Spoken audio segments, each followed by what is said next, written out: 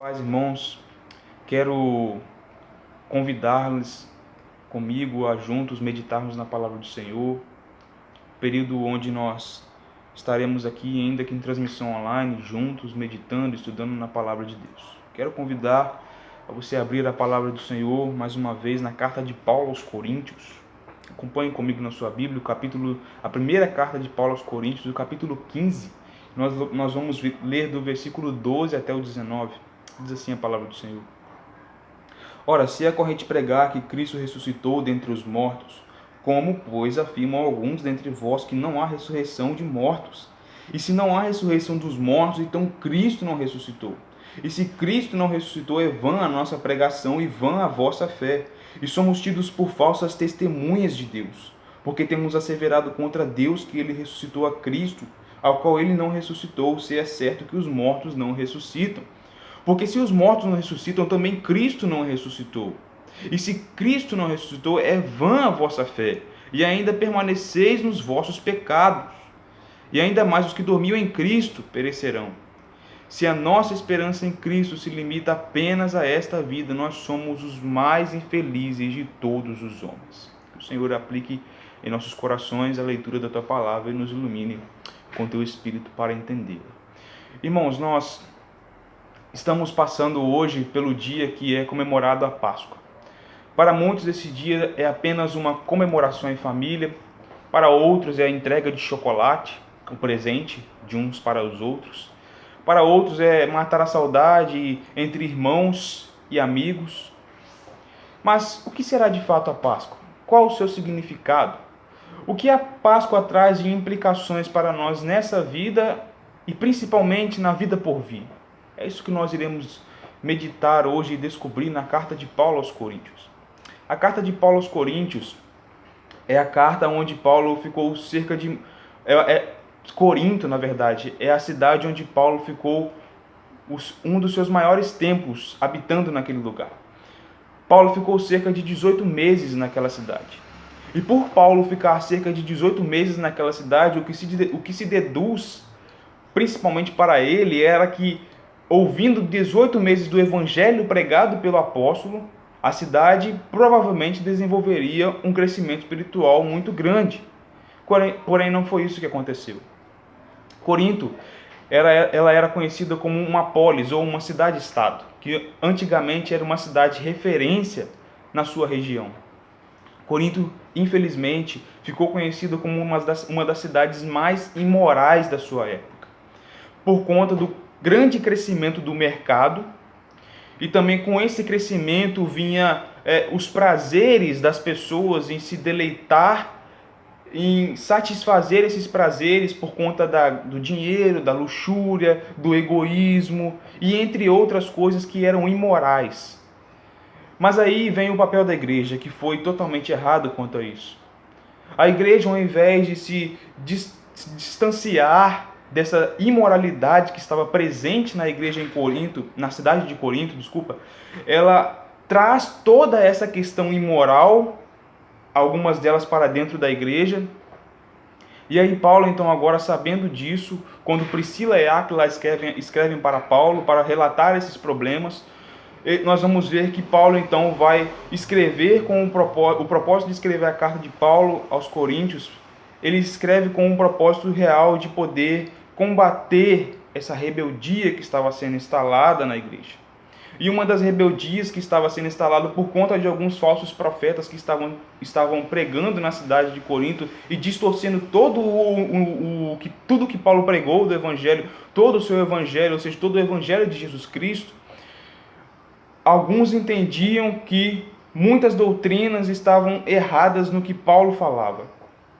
Ou seja, eles estavam distorcendo a ideia de Paulo, o evangelho, como por exemplo a ressurreição. A ressurreição estava sendo colocada em xeque, ou seja, ela estava sendo esquecida e negada pelos cristãos. Doutrina essa que traz consequências eternas ao ser negadas, que é o caso do texto de hoje, de 1 Coríntios 15. Diante disso, meus irmãos, nós vamos ver quais são as consequências eternas da ressurreição. Veja, acompanhe comigo. O versículo 12, Paulo vai trazer a problemática. Paulo vai trazer o problema pelo qual ele está escrevendo aqui o capítulo. O versículo 12 diz: ora, se é corrente pregar que Cristo ressuscitou dentre os mortos, como, pois, afirmam alguns dentre vós que não há ressurreição? O problema aqui, como eu já disse anteriormente, por conta do contexto e por conta da imoralidade que estava acontecendo na cidade de Corinto, era que alguns estavam esquecendo a ressurreição e negando essa doutrina. Então Paulo agora nesse versículo ele está trazendo o problema. O problema é que a doutrina da ressurreição está sendo esquecida. A igreja não está dando crédito a essa doutrina, que nós veremos que é uma doutrina totalmente importante para o evangelho e para a vida do cristão. Tanto é que Paulo, nos versículos anteriores, ele vai trazer um pano de fundo mostrando todas as provas, não só provas das escrituras do Antigo Testamento, mas inclusive testemunhas oculares das escrituras, testemunhas oculares da ressurreição, que mostram a importância. Paulo está mostrando para nós a importância da ressurreição. Acompanhem comigo no primeiro verso do capítulo 15. Paulo diz: irmãos, venho lembrar-vos do evangelho que vos anunciei.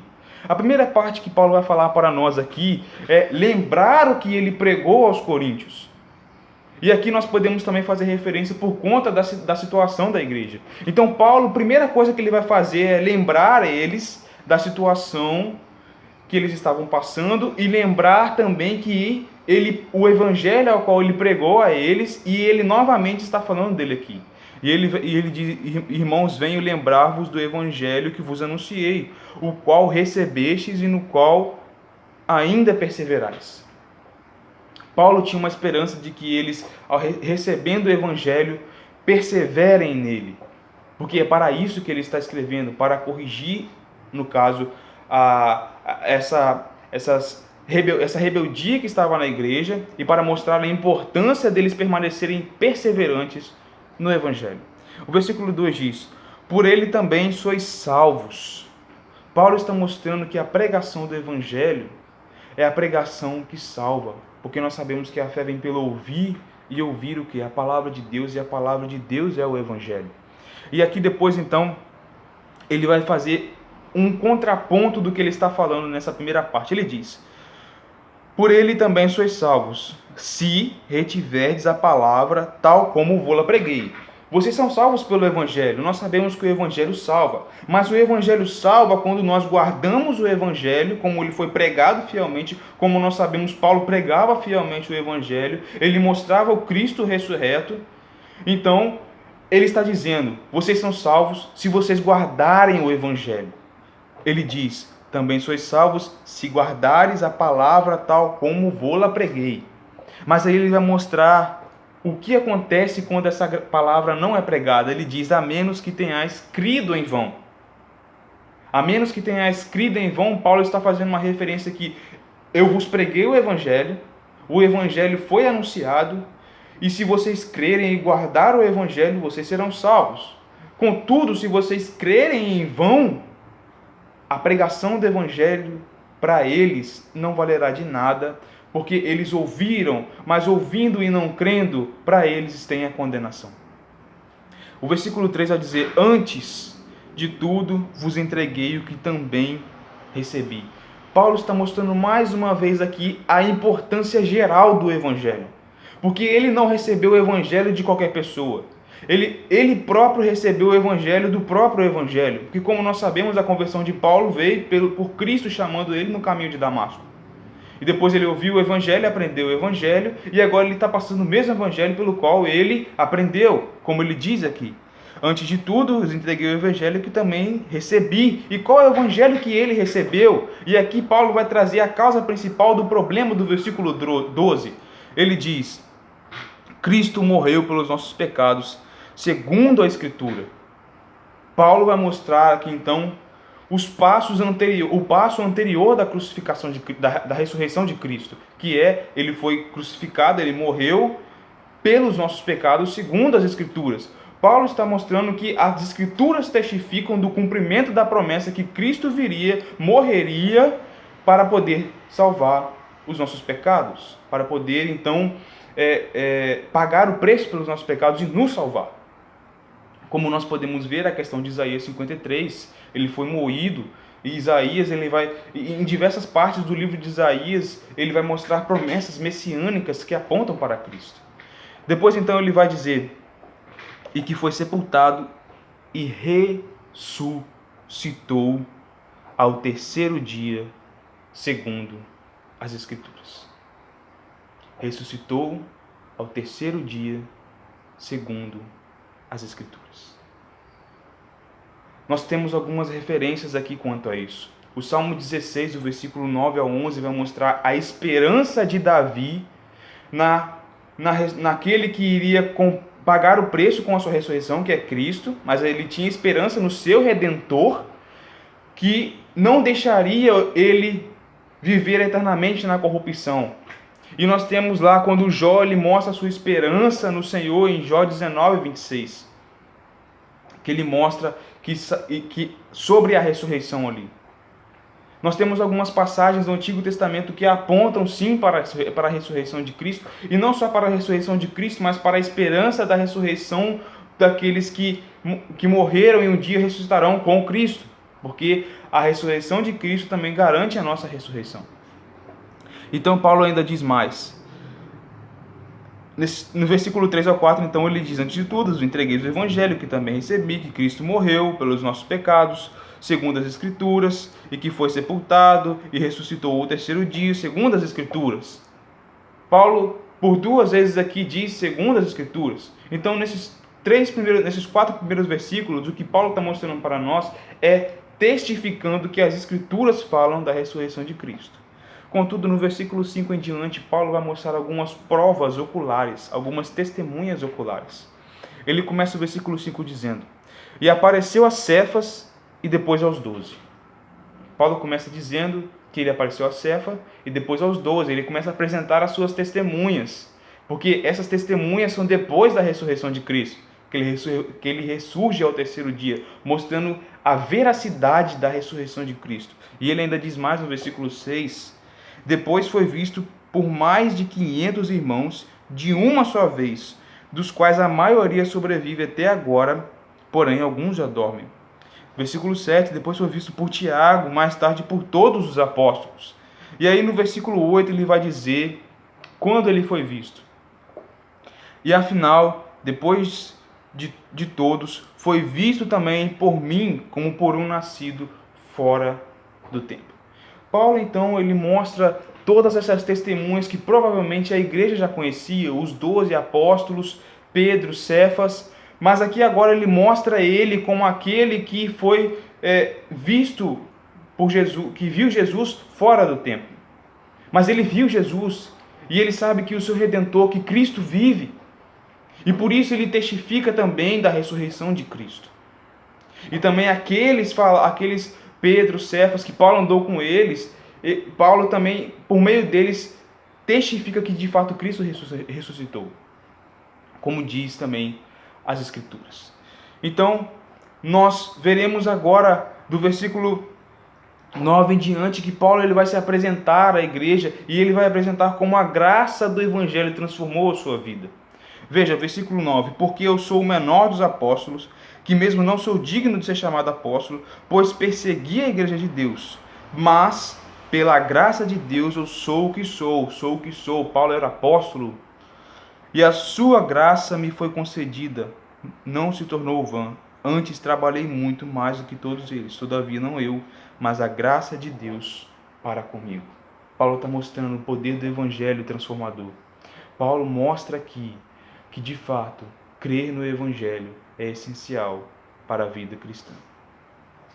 Logo após, então, ele vai no versículo 11 mostrar que tanto aqueles que ele citou anteriormente, quanto ele assim prega e assim crê. Como diz o versículo 11, portanto, seja eu ou sejam eles, assim pregamos e assim crestes. E aí nós voltamos ao versículo 12, que traz o problema, como eu disse.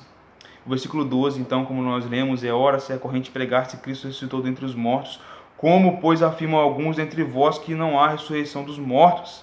E aí, versículo 13, Paulo vai dizer ainda mais: e se Cristo não ressuscitou, é vã a nossa pregação e vã a vossa fé. Ora, se muitos de vocês acreditam que Cristo não ressuscitou, o que nós pregamos é em vão. E se nós pregamos em vão, vocês também creem em vão. E aí ele vai dizer qual o problema de pregar em vão e pregando em vão, crer em vão, que o problema maior é crer em vão. Veja, entenda, o versículo 15 diz: E somos tidos por falsa testemunha de Deus, porque temos asseverado contra Deus que ele ressuscitou a Cristo, ao qual não ressuscitou, se é certo que os mortos não ressuscitam. Então, se eles não creem na ressurreição dos mortos, eles também não creem na ressurreição de Cristo. E não crer na ressurreição de Cristo implica que nós ainda estamos no pecado. Como ele vai dizer no versículo 16: Porque se os mortos não ressuscitam, também Cristo não ressuscitou. E se Cristo não ressuscitou, versículo 17: É vã a vossa fé e ainda permaneceis nos vossos pecados. Pois se Cristo não ressuscitou, então o pagamento pelo pecado não serve de nada. Porque a ressurreição é uma das bases para o Evangelho, a ressurreição é uma das bases que Cristo sofreu para poder pagar os nossos pecados. A ressurreição é uma boa notícia, é o Evangelho, mostrando o poder de Cristo ao ressurgir. E ainda ele diz mais, e ainda mais, os que dormiam em Cristo perecerão. Todos aqueles que esperam Cristo. Todos aqueles, inclusive os profetas do Antigo Testamento, que aguardavam o seu Redentor, que aguardavam Cristo, como nós vimos alguns, como Davi, entre outros que tinham a esperança no Senhor, eles morreram em vão. Porque se a ressurreição de fato não aconteceu, se Cristo de fato não ressuscitou, a fé deles é em vão e a esperança deles é em vão. E aí Paulo vai mostrar para nós uma divisão entre essa problemática e os capítulos e os versículos posteriores. E ele vai mostrar para nós uma consequência terrível de não crer na ressurreição. Ele diz no versículo 19: Se a nossa esperança em Cristo se limita apenas a essa vida, nós somos os mais infelizes de todos os homens. Meus irmãos, não crer na ressurreição faz de nós homens, pessoas infelizes. Porque se nós não temos esperança em Cristo que morreu e ressuscitou, em nenhuma outra pessoa existe esperança maior do que a esperança que nós temos que ter em Cristo. Porque ninguém fez o que Cristo fez na cruz por nós. E ninguém, mesmo que ele sofreu e morreu, ressuscitou e ressuscitará como Cristo. Porque ele é o próprio Deus que pagou o pecado pelos seus. Essa é a importância maior da ressurreição. Meus irmãos, a Páscoa não é simplesmente um feriado qualquer onde nós comemos chocolate e estamos em família, mas é comemorar a ressurreição de Cristo que pagou o preço pelos nossos pecados. E nós não devemos comemorar somente hoje, numa data especial, mas todos os dias das nossas vidas. Comemorar a ressurreição de Cristo, comemorar o Cristo ressurreto, aquele que foi o único capaz de pagar o preço pelo nosso pecado, que sofreu tudo aquilo que ninguém era capaz de suportar. Cristo foi o único capaz. Portanto, meus irmãos, nunca esqueçam da ressurreição, nunca negligenciem a ressurreição, como faziam os coríntios. E as consequências eternas da ressurreição são, para aqueles que creem nela, a vida eterna. Para nós, os que cremos em Cristo, que cremos na ressurreição, a vida eterna nos espera. Nós estaremos com Ele, quando nós morrermos, nós ressuscitaremos com Ele, viveremos eternamente com Ele. Na visão de Apocalipse não haverá nem choro, nem lágrimas, mas Ele, o próprio Cristo, enxugará dos nossos olhos toda lágrima. Porém, aqueles que não creem na ressurreição, o fim é drástico, porque a condenação eterna os espera. Eis aí a importância maior de nós crermos na ressurreição, porque nós temos uma promessa gloriosa da vida eterna com Cristo. Meus irmãos, que isso seja uma verdade em nosso coração, e que isso possa cada dia mais mostrar para nós o quanto nós temos que dar importância à ressurreição e cada ato da Escritura, cada ato de Cristo por nós, porque Ele, somente Ele, é o nosso Salvador. Que nesse dia nós possamos não somente lembrar como um feriado de nós estarmos juntos em família e em amigos, mas que nós possamos lembrar que o nosso Redentor vive, que Ele ressuscitou e que por Ele ter ressuscitado, nós temos a plena esperança por nós.